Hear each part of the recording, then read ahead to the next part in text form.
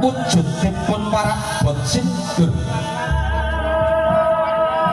muskap papanaken wonten ing badan pundak sang temanten Saripit kagem dejaripun Bapa Swandi ing pangajap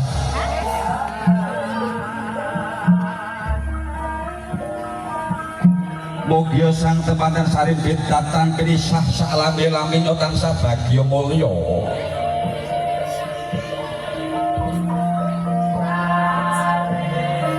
kanthi kebak ing pangatos sato jaripun Bapa Swandi mapan ing ngarsa jalaran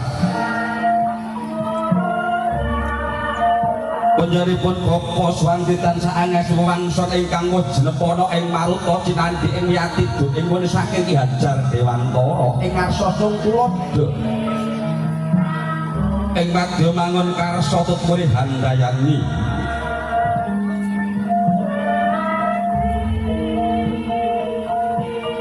ewan dene ingkang mapan ing madya tanolyan ampung sang tepat-tepatipun tansah makartikane becik ewan dene ingkang tutmuri Handayani panjenenganipun Ibu Winarsi Dalasan ingkang besan Saripit tansah mamintosa nugraning Gusti mugi-mugi ingkang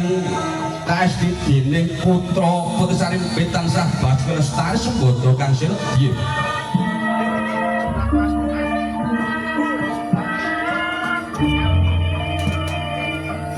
datang ing rasa tindakipun Bapa Swandi nggih nganti ingkang putra Saripit dateng sasana kang dinuju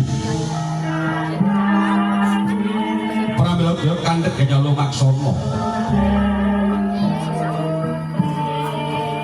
cigek kang kinocak